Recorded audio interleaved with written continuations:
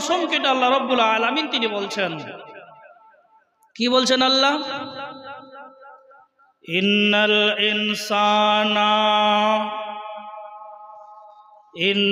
ইনসানা লাফি খুসর।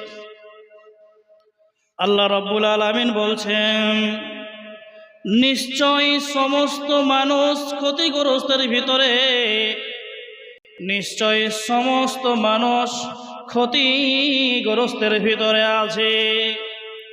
এখানে আল্লাহ রাব্বুল আলামিন বললেন সবাই ক্ষতিগ্রস্তের ভিতরে আছে, মানে সবাই জাহান্নামে চলে যাবে। সবাই ক্ষতিগ্রস্তের ভিতরে আছে, সবাই জাহান্নামে চলে যাবে। এদিকে আল্লাহর নবী বলছেন, কুল্লু উম্মতি ইয়াদখুলুনাল জান্নাতা। আল্লাহ বললেন সবাই ক্ষতিগ্রস্তের ভিতরে। নবী বলছেন না না, আমার উম্মত জান্নাতে যাবে। আল্লাহ বলছেন যে সবাই জাহান্নামী, ক্ষতিগ্রস্তের ভিতরে, আর নবী বলছেন যে না, ইল্লা কুল্লু উম্মতি ইয়াদখুলুনাল জান্নাতা, আমার উম্মতেরাকে আমি জান্নাতে দেখছি, আমার উম্মতগুলোকে আমি জান্নাতে দেখছি। তো নবীজি বলছেন যে উম্মতেরা জান্নাতে যাবে, আর আল্লাহ রাব্বুল আলামিন বলছে যে না, সবাই ক্ষতিগ্রস্তের ভিতরে। কথাটাকে খুব ভালো করে শুনবেন, খুব ভালো করে শুনবেন, শোনার চেষ্টা করবেন, আপনার জীবনে ফিটিং করবেন।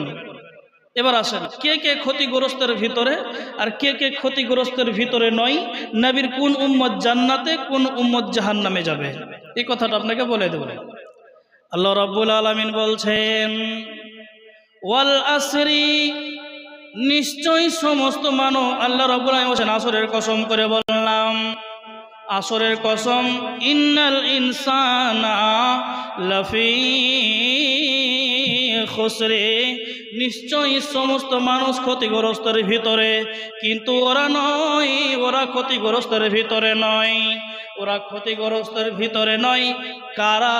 আল্লাহ রাব্বুল আলামিন বলছেন ওরা নয়, ইল্লাল্লাযীনা আমানু।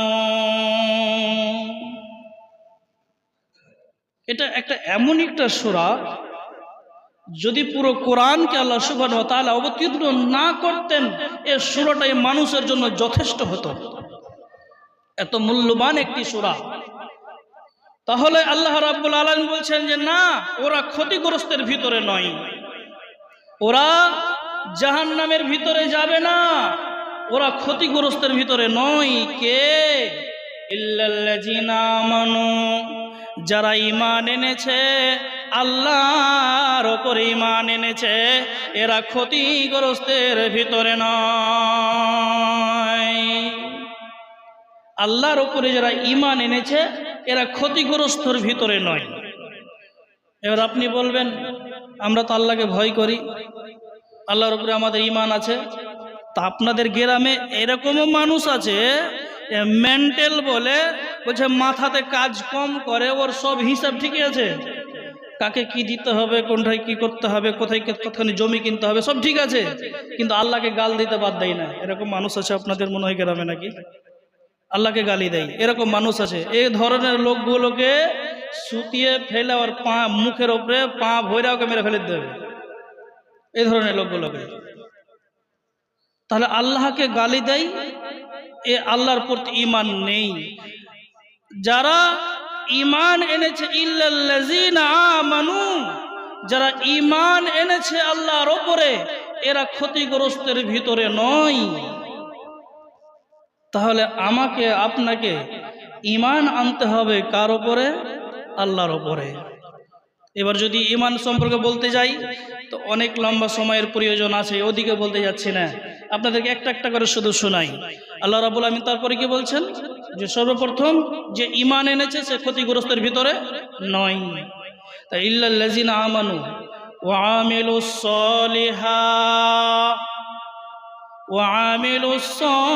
সালিহাতি ওয়া তাওয়াসাউ বিল হাক্কি ওয়া তাওয়াসাউ বিস সাবর। আল্লাহ রাব্বুল আলামিন বলছেন ওরাও ক্ষতিগ্রস্তের ভিতরে নয়।